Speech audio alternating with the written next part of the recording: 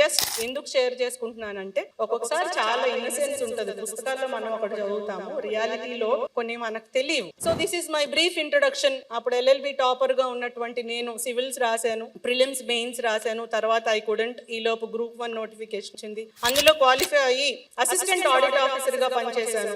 But అప్పుడు కూడా DYSP గా నాకు అవకాశం ఉన్నప్పటికీ కూడా సబ్ ఇన్స్పెక్టర్ గా అప్పుడే రిటైర్ అయినటువంటి మా నాన్నగారు, నువ్వు చాలా సున్నితంగా, సెన్సిటివ్ గా, సెన్సిబుల్ గా ఉంటావు, పోలీస్ డిపార్ట్మెంట్ నీకు కష్టము అది ఇది అని చెప్పి something he didn't allow me to go for medical examination also. కానీ ఆ జాబ్ చేసి నాకు అంత సాటిస్ఫాక్షన్ అనిపించలేదు. మళ్ళీ గ్రూప్ 1 రాశాను. Then I was into again DYSP only 2010 batch.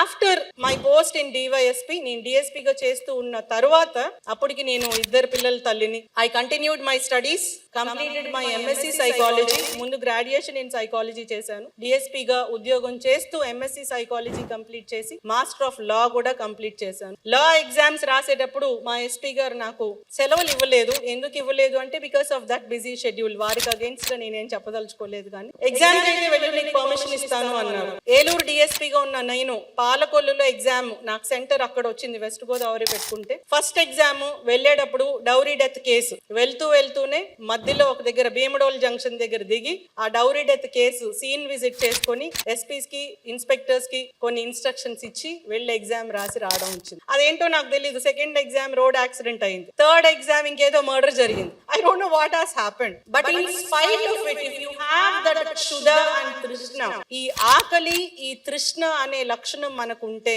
ఎన్ని అవాంతరాలు వచ్చినా ఫస్ట్ గా నిలబెట్టడానికి ఎవ్వరూ ఆపలేరు అని చెప్పడానికే తప్ప నా గొప్పతనం కోసం అయితే నేను చెప్పట్లా. I'm just an ordinary lady like you, coming from a very very humble background. నేను పుట్టినప్పుడు మా నాన్నగారు కానిస్టేబుల్ గా చేసేవారు. తర్వాత ఆయన SI గా రిటైర్ అయ్యి చాలా హ్యాపీగా ఉన్నారు.